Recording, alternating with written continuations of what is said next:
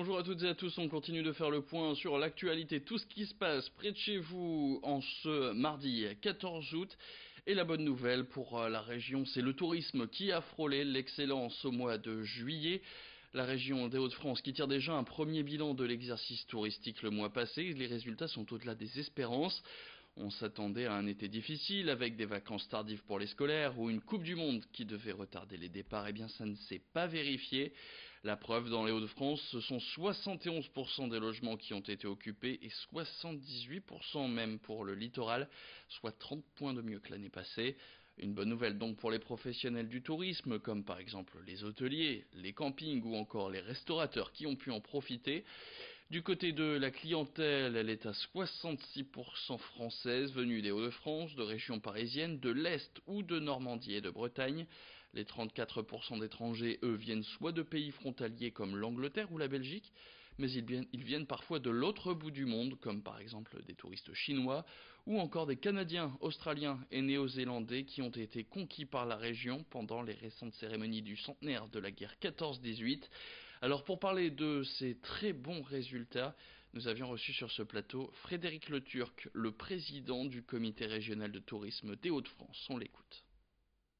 On a aussi la chance d'avoir des lieux très fréquentés comme Nausicaa, sa réouverture avec, je dirais, dans un univers complètement transformé, objectif 1 million de visiteurs, Astérix, qui, à l'entrée de la région de France, est aussi un parc d'attractions impressionnant. Pas le seul de la région de France, mais je dirais que ça montre la diversité de ce qui est proposé. Et puis, c'est vrai qu'avec les plages, mais aussi avec les 2 caps, avec les 3 baies, on a la chance d'avoir en fait un littoral extraordinaire.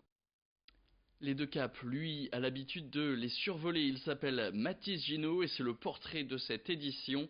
Il a pu participer au Tour de France en avion, une course réservée aux jeunes de 18 à 24 ans qui s'appelle le Hop Tour. Ce Calaisien de 18 ans et membre de l'aéroclub du Boulonnais à Saint-Aglever a participé aux 7 étapes qui reliaient Chartres à Aurillac, en passant par Bourges et Pau, soit une trentaine d'heures de vol en tout. Il n'a malheureusement pas pu réussir à finir sur le podium, mais il garde quand même un super souvenir de cette compétition. Marine Kijek l'avait rencontré quelques jours avant son grand départ et avait pu embarquer avec lui lors d'un de ses entraînements. Sous le regard attentif de son instructeur, Mathis fait les dernières vérifications. Décollage immédiat. Décollage en 0,3, vent dans l'axe. Ensuite, on va faire un vol local Cap Blanc-Nez, le long de la côte pour revenir et réintégrer le tour de piste. En bas, un paysage à couper le souffle. Les 2 caps, ces falaises, entre ciel et terre. Un plaisir pour Mathis qui pilote depuis ses 13 ans. Le pilotage pur, c'est quelque chose d'exceptionnel. Et puis aussi les paysages qu'on a, c'est magnifique. Et ici, on a la chance d'avoir la côte et la mer. Et ensuite, il y a aussi toutes les relations qu'on a avec les autres membres du club, par exemple. C'est vraiment très intéressant. On est entre passionnés et c'est ce qui est génial ici.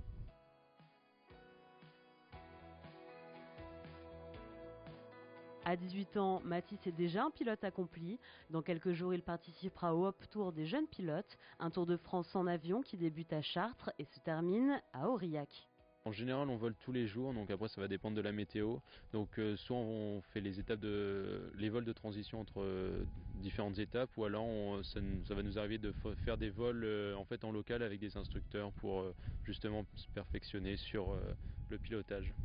Une qualification qui ne surprend pas son instructeur. C'est un très bon élève et je m'entends très bien avec lui. Il a toujours très bien travaillé. Il a eu son PPL au terme de 45 heures, le minimum requis pour l'obtenir. Et pour moi, il n'y a pas de souci. J'espère d'ailleurs qu'il sera sur le podium à l'arrivée. Mathis s'envolera le 15 juillet à la recherche de nouvelles sensations et de nouveaux paysages. Et puis un autre lieu à visiter dans la région qui organise d'ailleurs un événement demain puisque c'est un jour férié, je vous rappelle, le mercredi 15 août. Direction l'abbaye de Watt, une abbaye médiévale qui abrite une journée enchantée, des lieux classés au patrimoine national depuis 1998. Et la tour, elle, est monument historique depuis le début du XXe siècle. Alors demain, dans cette abbaye, vous retrouverez des sorciers, des magiciens et autres diseuses de bonne aventure. Un bon moyen de découvrir ce bâtiment religieux érigé au XIe siècle qui domine les Flandres. Omar Mustapha a pu rencontrer les membres de l'association Watt en Fête. On les écoute tout de suite. Alors là, ça fait 15 jours que nous sommes sur le terrain. On va monter les tonnelles, aller chercher le matériel, s'installer.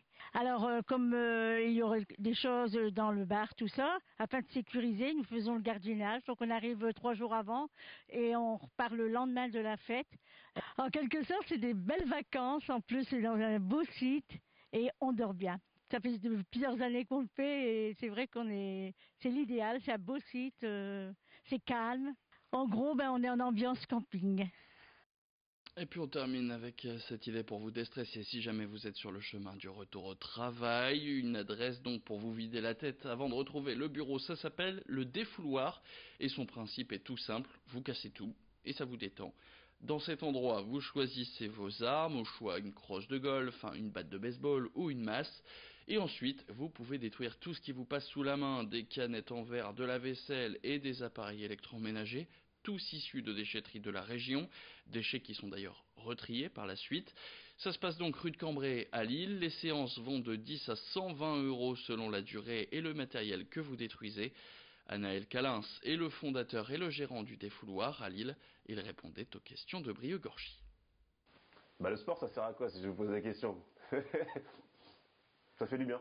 Ça fait du bien. Alors il y a plein de gens qui vont vous dire c'est un peu stupide de casser des choses et tout. Mais concrètement, ça vous fait du bien.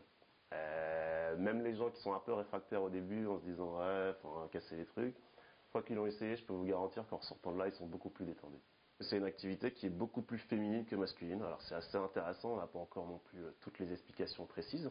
Mais c'est vrai que c'est une activité qui tend plus vers les femmes, donc on va dire à 65-70%, plutôt que sur les hommes.